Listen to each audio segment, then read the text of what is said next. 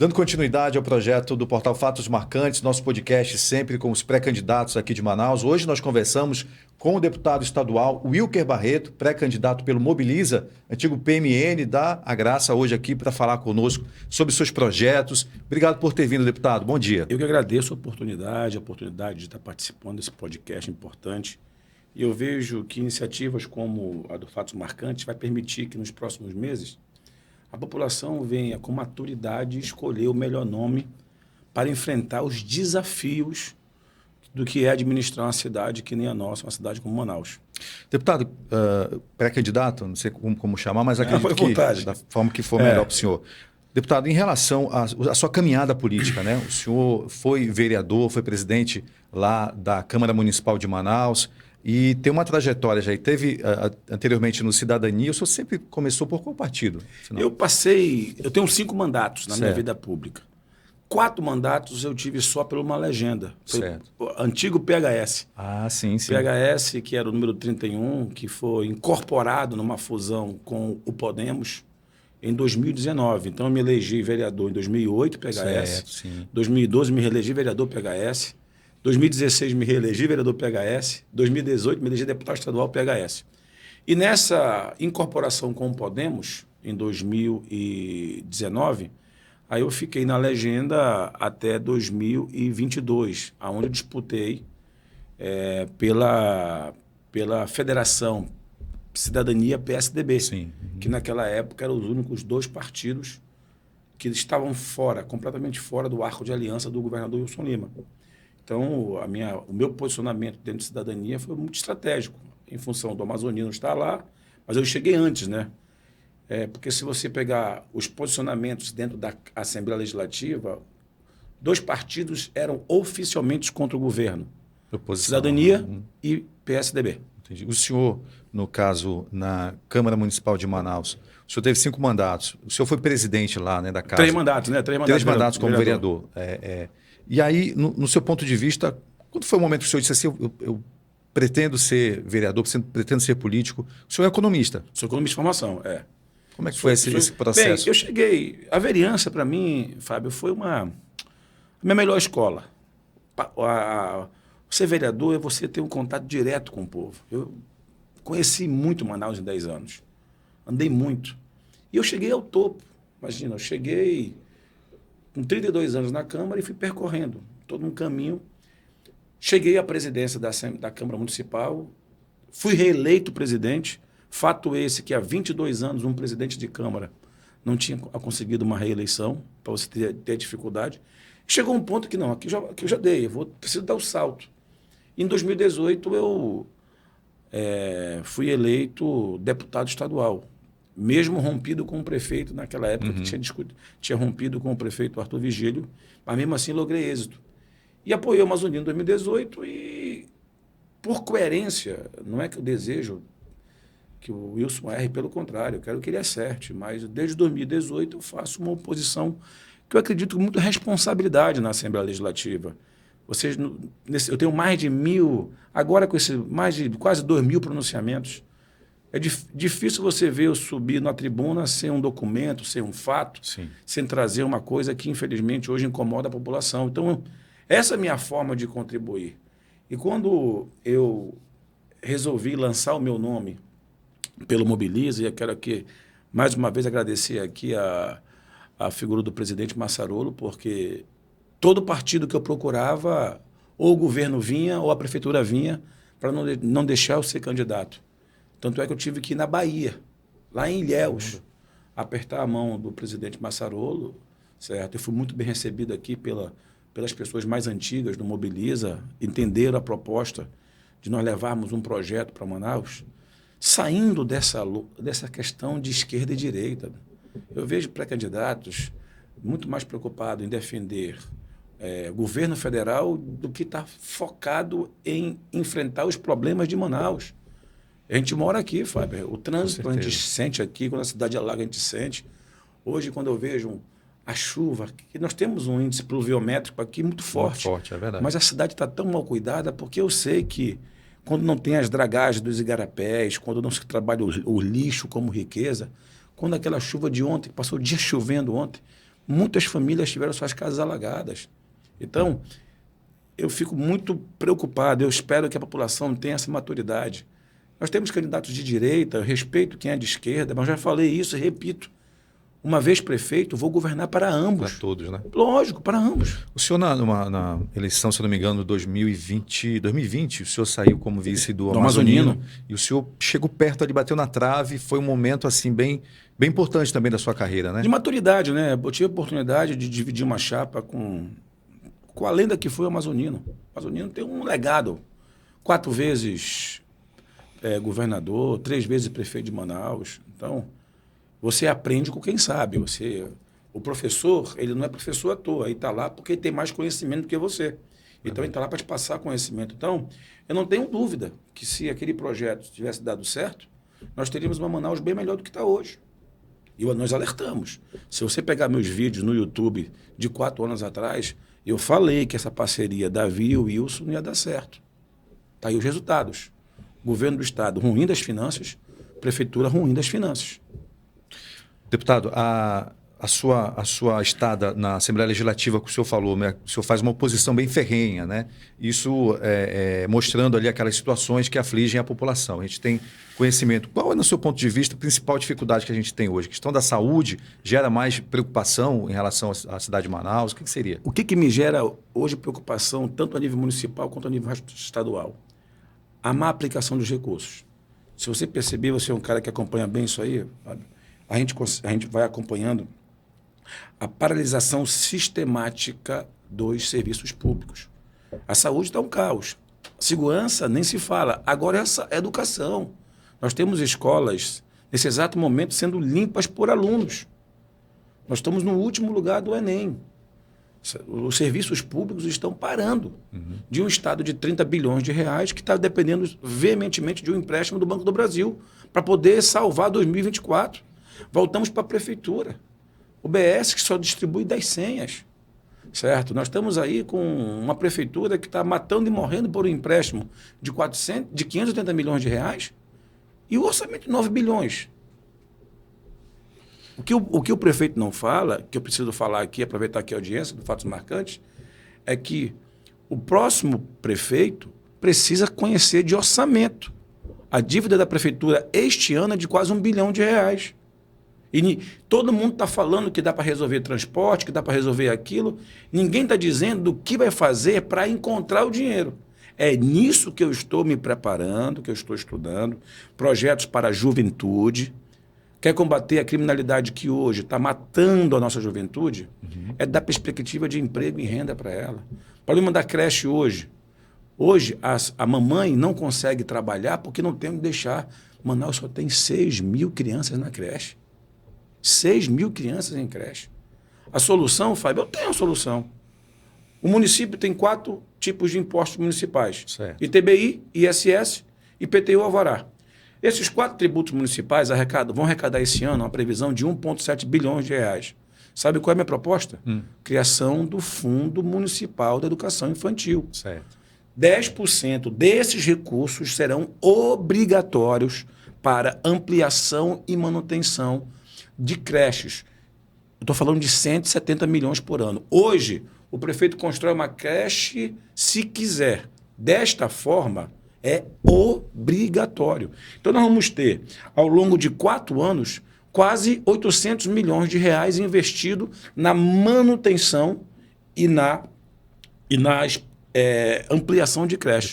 Tá. Com isso, você garante recurso exclusivo para isso. É inadmissível. Quer ver outro tema importante hoje? Quem foi o primeiro pré-candidato a falar que lixo é riqueza? Fui eu. Manaus trata o lixo como se fosse lixo. Nós estamos perdendo milhões, eu estou falando em milhões, em não fazer a separação do resíduo sólido. Nós estamos perdendo energia em não usar os alimentos nas usinas de decomposição para usar através do metano. Tem exemplos disso hoje em cidades que funcionam. Sim. E você paga 2 vezes, porque esse lixo que não é de separado resíduos sólidos e esse lixo aqui que pode gerar energia está indo lá para as balanças do aterro. Nós estamos pagando, só que está ganhando com isso é o empresário que coleta. Manaus hoje, eu não tenho dúvida. Eu estou levantando esses números, Fábio, para nós sermos assertivos. Eu acho que a cadeia do lixo hoje de Manaus está perdendo hoje uns 200 milhões de reais por ano. Eita, é muito dinheiro. É muito dinheiro que era para estar, sabe aonde? Lá, para a senhora que está me assistindo, lá no bairro. Sabe por que o plástico está indo para o Igarapé? Porque não tem valor. Sim, sim. Como tem a latinha hoje de alumínio. Verdade. É papel da prefeitura. Para os próximos 60 dias, Fábio, eu não tenho meu plano de governo pronto. Eu estou montando nos bairros, estou fazendo as minhas rodadas de conversa. Mas eu já tenho os norteadores. O Manaus Sustentável. Esse programa vai colocar Manaus na vanguarda do uso do lixo. Perfeito. Na vanguarda. Deputado, em relação a outro tema importante também, o transporte coletivo. A gente tem hoje a questão do auxílio às empresas que hoje fazem o transporte. A gente observa que isso também não é só aqui em Manaus, em outros estados, até fora do país, né? Isso aí acabou virando regra, né? Era para ser exceção. O subsídio, é verdade. O subsídio. O senhor acha que tem como a cidade ser governada sem pagar esse subsídio aos empresários? Primeira coisa que nós temos que fazer, nós temos que rever, certo? Rever o atual contrato. Certo? Nós temos que chamar os empresários o seguinte, olha, vamos compartilhar as informações da bilhetagem. Por que a gente não pode ter acesso a quantos passageiros são transportados por dia? Se essa informação só fica na mão dos empresários. Não, o serviço tem que ser compartilhado. Não é o IPK, o índice de passageiro por quilômetro, que influencia no cálculo da tarifa? Isso. Por que essa informação não é compartilhada entre poder público, dono da concessão e o prestador de serviço? Certo? Nós temos que atualizar o marco regulatório do transporte. Está desatualizado há mais de 10 anos. Mais de 10 anos. Com isso, rever tempo de espera entre um horário e o outro.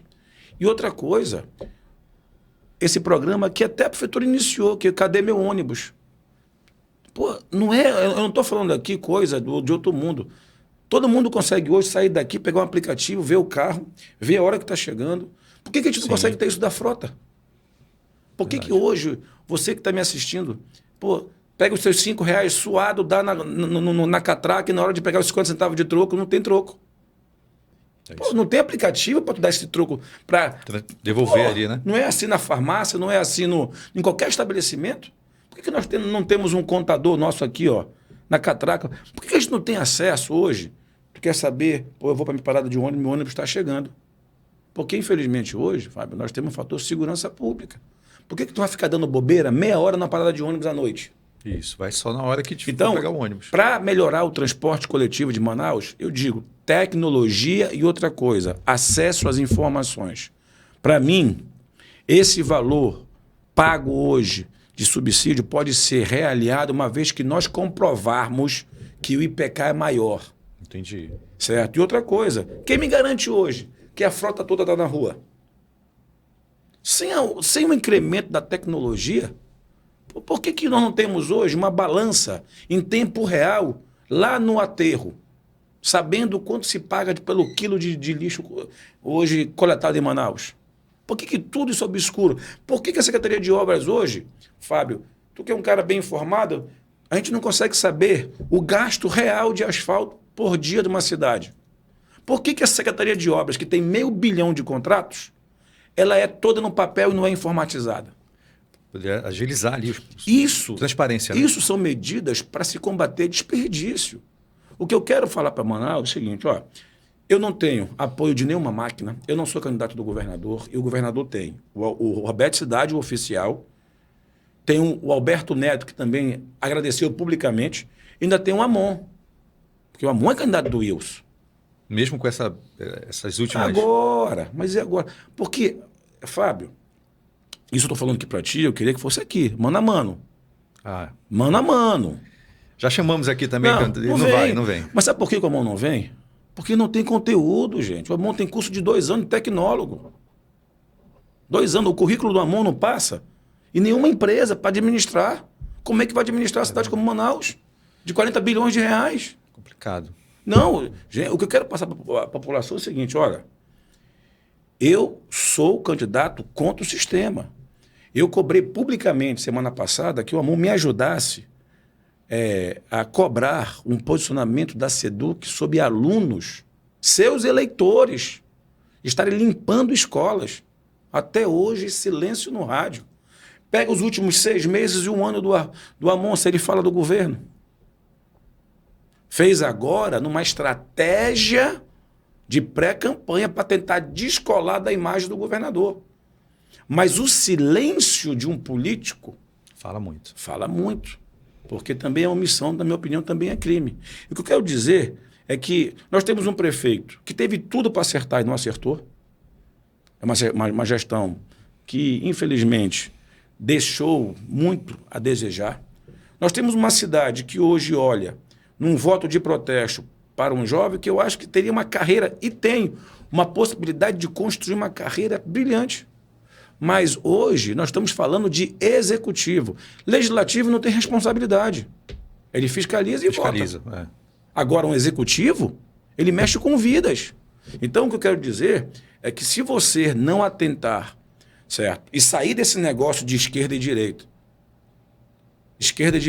pô, tu vai na internet, nas redes sociais, briga. Ninguém fala de proposta, ninguém fala de projeto, ninguém fala de orçamento. Gente, Manaus, na economia, a gente diz o seguinte: demandas infinitas para recursos escassos. É isso hoje ser prefeito de Manaus. Prioridade, né? Uma demanda gigantesca para um recurso. Como é que você vai tomar essa decisão? Aí você tem que ter o quê? Tem que ter a expertise, a experiência e a formação acadêmica. Eu não sou, tipo assim, longe de mim quer dizer assim, pô, eu sou o melhor de todos. Não, gente.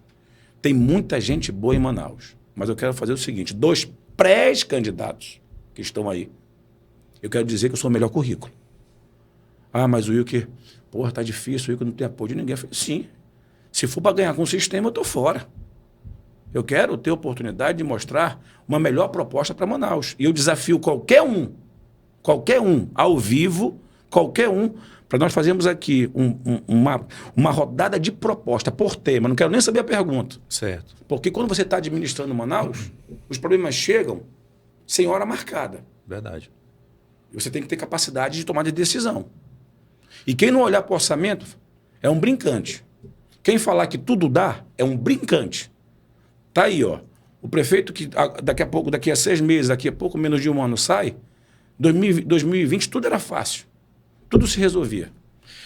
Deputado, transporte agora, a nossa mobilidade urbana, né, que é algo também importantíssimo. Nós temos aí alguns gargalos importantes na cidade, tem viadutos que precisam ser feitos, tem alargamento de vias, tentativas, tem muitas, né, alguns acertos, alguns erros. Do seu ponto de vista, o que precisa de fato mudar nessa área aí? Olha, o correto mesmo, tem intervenções que nós podemos fazer, que são aquelas intervenções de baixíssimos custos. Às vezes você está aqui no eixo principal, uma artéria lateral ajuda a dar uma saída muito maior do que um viaduto, porque segundo Jaime Lerner, sim, grande arquiteto, um viaduto ele só empurra para frente o problema. Né? Ele resolve o fluxo aqui e gira para frente o problema. Certo? Eu também sou muito a favor das intervenções estruturantes. Não é que eu seja contra empréstimo, mas o empréstimo tem que ser com objetivo específico. Por exemplo, vamos fazer um empréstimo para nós fazermos aqui um empréstimo de R$1 bilhão para nós fazermos o melhor programa de intervenção de mobilidade. Ótimo, isso é investimento, certo? Vou fazer um empréstimo aqui para enfrentar uma outra problemática séria, que é a questão de casas populares. Perfeito. Mobilidade urbana também passa por vias trafegáveis. Nós temos hoje uma cidade, que eu quero perguntar aqui para você, numa Seminf de R$500 bilhão, quem é que me garante que todo o asfalto está indo para a rua? Que todo o cimento, que todo o meio fio? A primeira coisa que nós temos que combater para também acertar na mobilidade, porque a mobilidade urbana não está só nas principais, não. Tem muito ônibus que se furta a entrar na rua, muito motorista de aplicativo que também precisa ser visto como um modal também. Sim, verdade. Certo? Que deixa de trafegar, muita ambulância que não está entrando, muito mototáxi, porque as ruas também da periferia estão intrafegáveis. Então, mobilidade urbana é um conjunto. Porque é muito legal andar nas principais vias, nas artérias pavimentadas. E as vicinais, as transversais? Verdade. Entendeu? Isso também vale aqui para os nossos amigos da zona rural.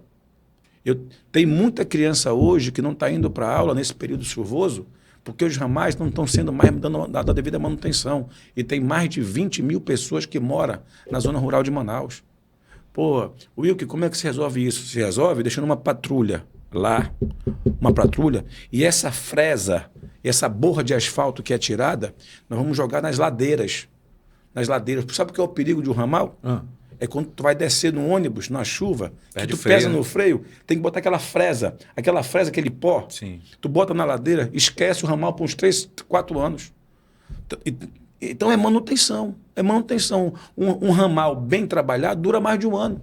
Verdade. Então, mobilidade urbana, para mim, é fazer o dinheiro, principalmente o suado dinheiro da população, chegar na ponta. E, para mim, tem que ter transparência.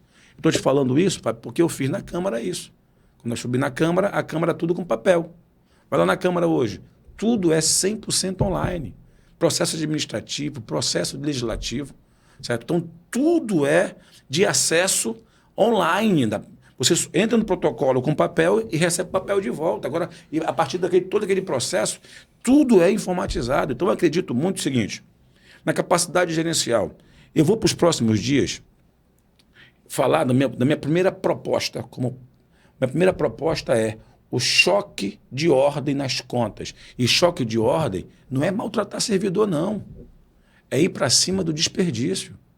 3,2 bilhões. 3,2 bilhões de custeio. Cadê o choque de ordem? Se o prefeito fosse para dentro dos contratos, não estava precisando de empréstimo. 15% de 3,2, tu bate aí mais de 450 milhões de reais. Vai para dentro do contrato do lixo, vai para dentro do contrato da Seminf, vai para dentro da merenda escolar, controla o desperdício.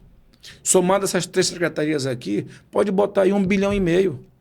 Acha 10% de economia, tu já encontrou 150 milhões de reais. Então, eu acredito nisso. Enxugar, encontrar o recurso para começar a enfrentar os problemas. Centro da cidade abandonado. Tem uma reclamação muito forte em relação ao centro da cidade. E também, deputado, em relação à utilização, já não mudando mais ainda nesse interim, a guarda municipal. O que acontece em relação a isso? A gente observa hoje algumas obras que foram feitas. Por exemplo, a gente tem ali o novo viaduto das Torres ali. Se eu passar hoje lá, ele tem pedaço já danificado, pichação, inclusive na placa. Alguns elevadores daquelas passarelas novas já estão todos danificados. E pelo que a gente ouviu no início, que a gente acompanhava, a Guarda Municipal também daria suporte nessa situação. Precisa, né? Pois é. Como é que fica hoje? Já temos aí uma quantidade significativa? Temos 400. Vamos botar aí férias e auxílio e afastamento por doença. A questão, por exemplo, a folha hoje da prefeitura, 250 milhões por mês. Tem uns penduricários lá que a gente só sabe mesmo quando a gente pegar lá dentro. Tem muita vantagem aí, tem muito cargo comissionado que dá para dar uma enxugada. Se a gente conseguir encontrar aí 5%, 6% de economia da folha, você já consegue ter um fôlegozinho para já avançar na direção aqui da Guarda Municipal. O efetivo, se dobrar, vai para 800. Dobrando, vai para 800. Qual é a forma que nós temos como contribuir com a segurança pública? Segurança pública tem 2 frentes. Uma, aumento de efetivo e equipamento.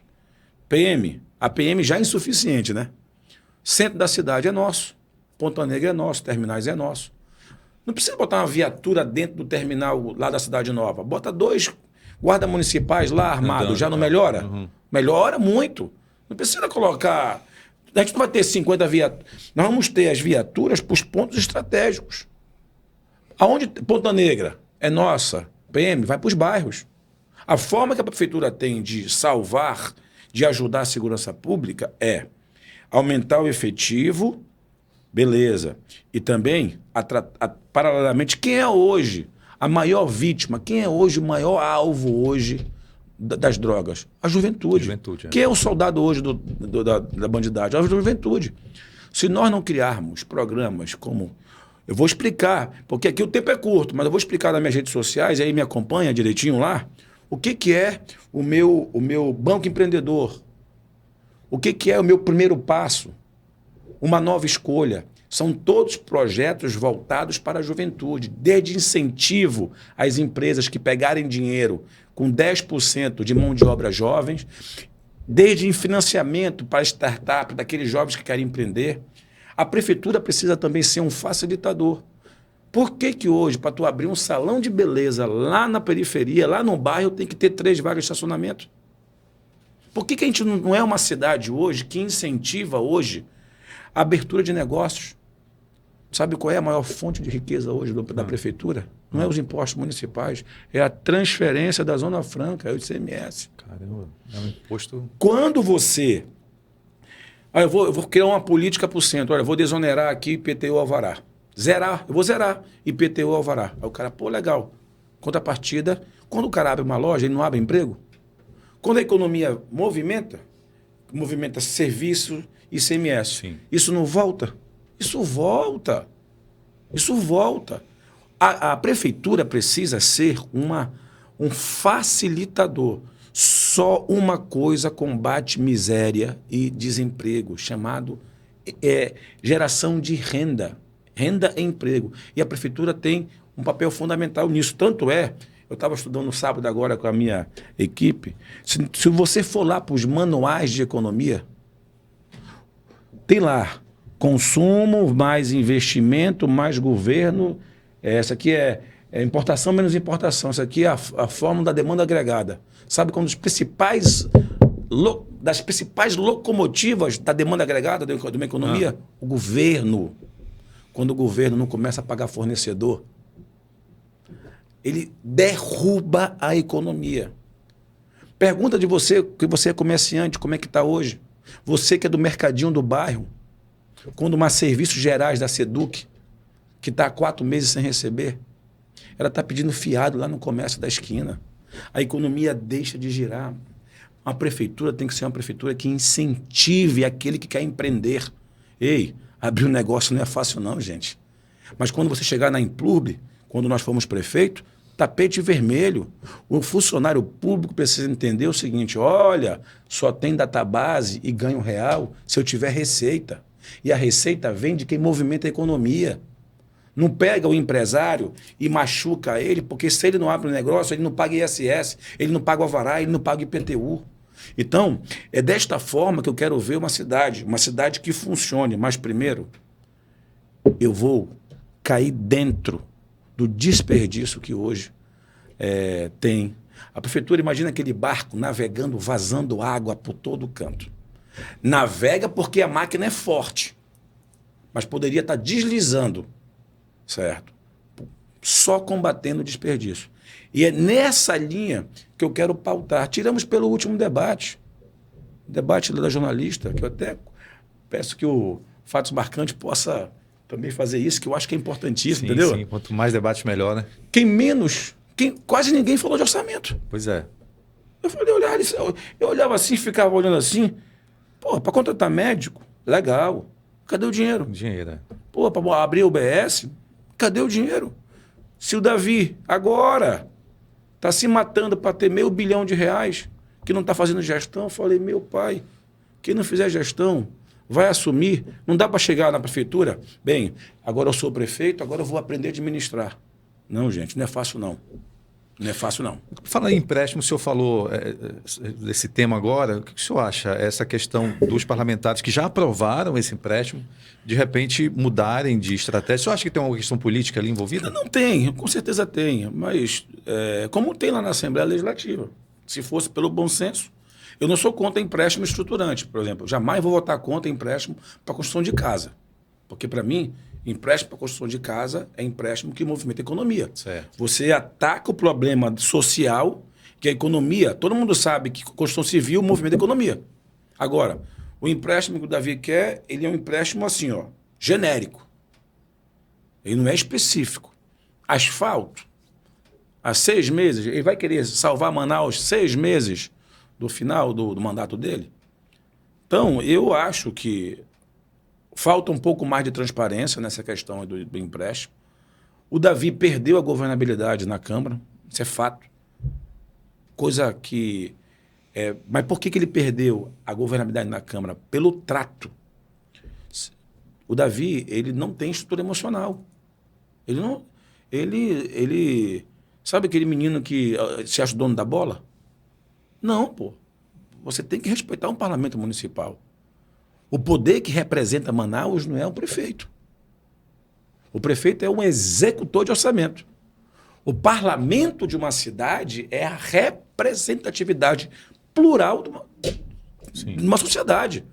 E o Davi perdeu a governabilidade pelo lidar de forma desrespeitosa para com os vereadores. Isso é natural. Esse comportamento dos vereadores. Entendi. Quando você não confia mais na gestão, certo? Você faz oposição. Entendi. Como eu nunca acreditei, não é que eu torci contra. E eu não estou errado. Ontem, 21, certo? Hoje, dia útil, venceu a segunda database, agora das Forças de Segurança do Estado.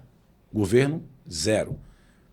Já venceu da educação, vai agora vencer a saúde, mas não vai dar, mas eu estou falando, gente, o Estado já quebrou esse ano. Eu estou falando isso aí desde o início do ano. Eu estou falando isso com bases nos números. O Estado parou de pagar fornecedor desde agosto de 2023. Eu alertei isso da tribuna da Assembleia em setembro do ano passado. O Estado não recupera mais sua saúde financeira da forma que está gerindo. Eu não errei no meu diagnóstico. Nós viramos o ano devendo quase todo mundo. Como é que vai recuperar? Quando já começa um ano ruim, como é que tu acha que vai terminar, Fábio? Complicado.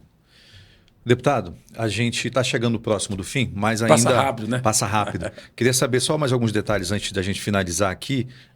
Um pouco mais da questão pessoal, também preferência religiosa, alimentação. O senhor é uma pessoa que considera católico? Católico. Fui à missa ontem. Sou um cara católico, devoto de Nossa Senhora. Sou cristão, né? Eu acho que nós temos que... ser cristão é você se preocupar com o próximo. Fábio, não tem como. Eu fui fiscalizar. Eu já fiscalizo o hospital há um bom tempo. Certo. A gente se padece. Eu me padeço quando eu vejo um ser humano em cima de uma cama com aquele colchão de um dedo. Um dedo. Mas, para mim, o que mais me marcou nos últimos tempos agora foi ter fiscalizado lá o Hospital da Criança da Zona Sul. É mesmo? Porque quando tu vê criança, tu remete até para teus filhos, né? Sim, lembra dos filhos, né? Cara, eu vi mamães lá com crianças no colo há 4 horas numa fila, sentado, sem comer nada, bicho. Sem comer nada. E eu vejo que a situação está indo de mal a pior. Aí eu fui fiscalizar os remédios lá, não tem... Como é que tu pode não se importar para com o próximo?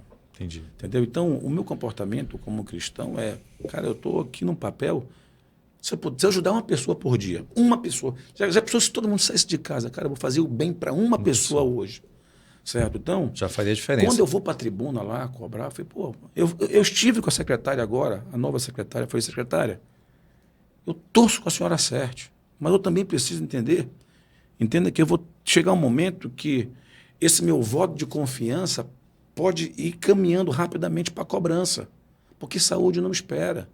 Eu vejo ali, eu recebi uma mensagem, eu não botei porque em respeito ao aluno, daquela criança, aquelas escolas que eu fui fiscalizar. No dia seguinte, Fábio, eu recebi uma mensagem de uma adolescente. Obrigado, deputado, que hoje eu comi carne. Mudou a alimentação da merenda. O cara comendo frango direto. Pão seco, ou seja, olha, uma coisa que a gente come todo dia, cara. Uma criança viria para mim e falou, obrigado porque eu comi carne. Entendeu? Então, eu vejo essa questão do... O Brasil precisa sair dos extremos.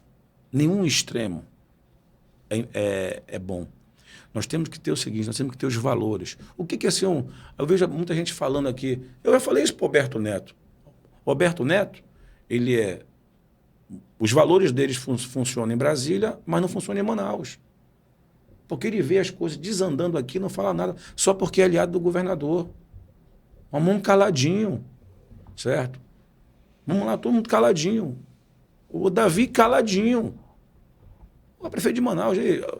Mas o Davi está caladinho também, porque não faz seu trabalho. Porque eu fui no Hospital da Criança, peguei o relatório de 2023, Fábio. 20 mil procedimentos daquele pronto-socorro é atribuição de UBS. Porque o pai... Quem é o pai que não fica desesperado com seu filho convulsionando? O cara vai lá na UBS e não tem atendimento. Para onde que ele vai? Ele vai para o pronto-socorro. Só que o pronto-socorro tem aquela escala de cores. Vermelho, amarelo, azul. Aí ele está lá, com a criancinha no colo, se ardendo em febre. Só que entra uma criança passando mal, mais grave, passa na frente. O que era para ser? E cadê as policlínicas do município? Cadê as UBS? Cada um tem que fazer seu papel. Então, são situações como essa que eu vejo. Cara, que valores são esses, gente? Então, eu sou um cara católico, sou um cara de posicionamento, sou de direita, mas não sou radical, não. Entendi. Eu sou de direita porque eu estudei economia e eu cheguei à conclusão que o comunismo é utópico. Eu nunca precisei... Meu primeiro mandato foi em 2008. Eu saí da UFAM em 2002. Eu entrei em 1996, no auge da esquerda, lá dentro. Eu saí em 2002. Eu sempre me mantive nas minhas pegadas. Olha, eu assumi o compromisso de ser oposição. Tu acha que a minha vida é fácil? Não é fácil, não. Eu fui vereador 10 anos, quando eu cheguei na Assembleia, eu vou ser oposição. Mas não é porque eu quis ser oposição, porque eu perdi com o Amazonino.